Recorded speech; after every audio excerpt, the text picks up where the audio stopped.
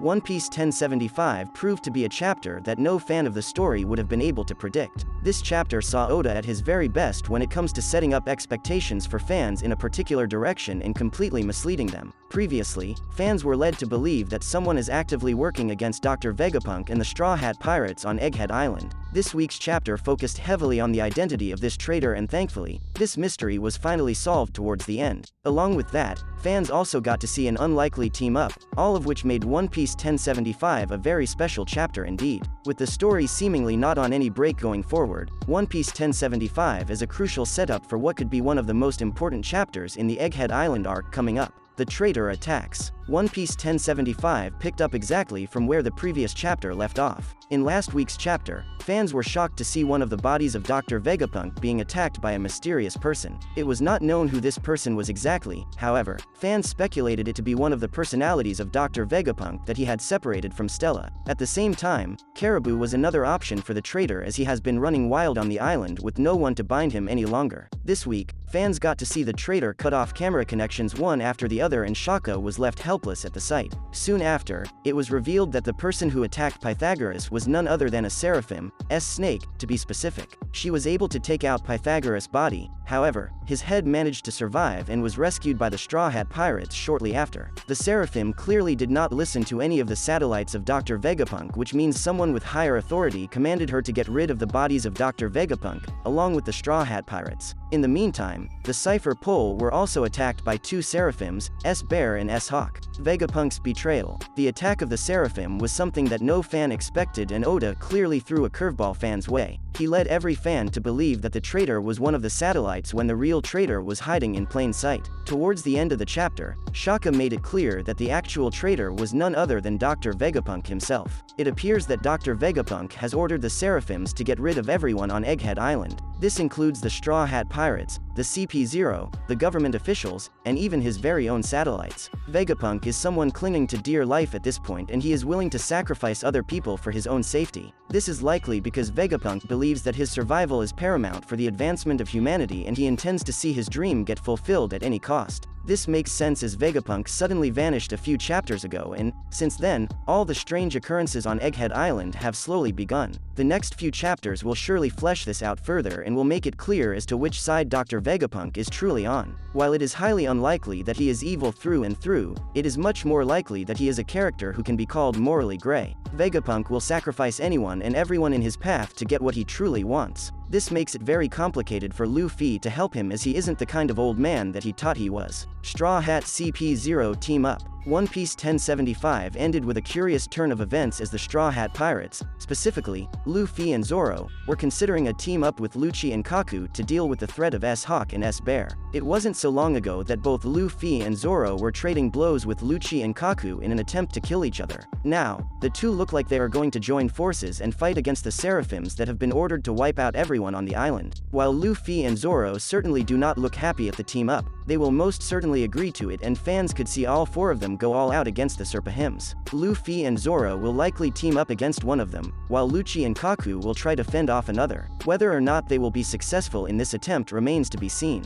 There is also the threat of S-Snake, who is arguably the most dangerous of them all. Currently, she is in the vicinity of Frankie, Usopp, and Lilith, and whether they will be able to fend her off remains to be seen. All things considered, this week's chapter of One Piece was certainly solid, and fans expect it to lead up to something even bigger very soon. One Piece, the legendary members of Rock's Pirates, explained. The Rock's Pirates are a legendary pirate crew that was mentioned for the first time in chapter 907 of the One Piece manga. Thanks to Sengoku, fans found out about the existence of this mighty crew that once ruled the seas. They set sail before the rise of Gold D. Roger, the king of the pirates, and held powerful members under their flag, some that went on to become Yonko in the current era. The Rock's Pirates were led by the pirate captain Rox D. Zebek before their fall 38 years ago. Eventually, this caused the crew to disband and spread out. In current times, the crew's infamy has faded and is relatively unknown to most people due to the world government's efforts to cover up the Rock's Pirates, but also due to its own former members having had such bad relationships with each other.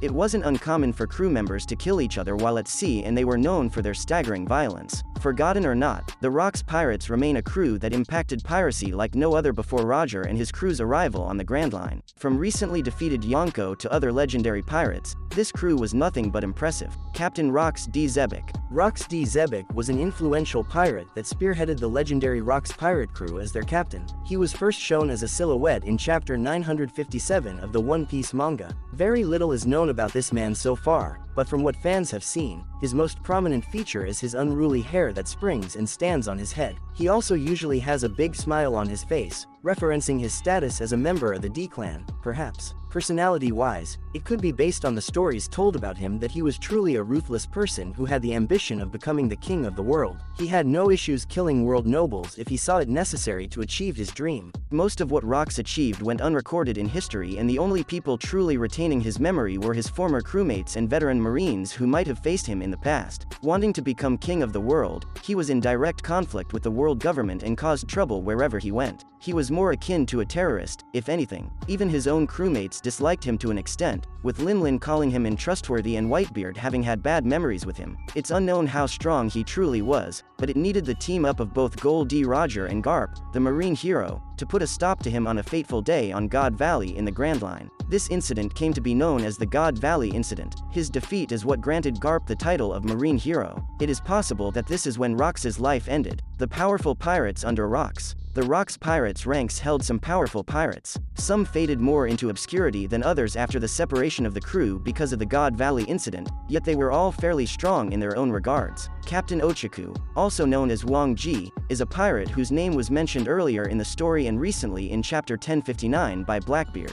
He was able to fight Marshal D. Teach on Hachinosu but ended up losing due to Kobe's involvement. This allowed Blackbeard to take over the island and eventually become a Yonko. He was never seen and most things are still unknown about him. Captain John is a pirate whose existence was revealed during Thriller Bark. He is confirmed to be deceased as in Thriller Bark. He appeared as one of Moria's zombies. His crewmates killed him because of his greedy personality. John is especially known for his treasures and wealth, and his legendary treasure cave is a place many hope to stumble upon or discover. Golden Lion, Shiki is among the more well-known pirates as he was even the antagonist of a One Piece movie, although the content is non-canon. Before Luffy's arrival, he was the only pirate known to have escaped from Impel Down. Other known facts about him are that he was considered a big rival to Roger and even commanded the largest fleet on the Grand Line at the time. He tied a fight against Roger during the Ed War. Another member of the crew is Silver Axe. However, absolutely nothing is known about him. Miss Buckingham, on the other hand, has become increasingly influential, especially with the emergence of the Seraphim and clones in One Piece recently. She is alive and well currently. The future Yonko.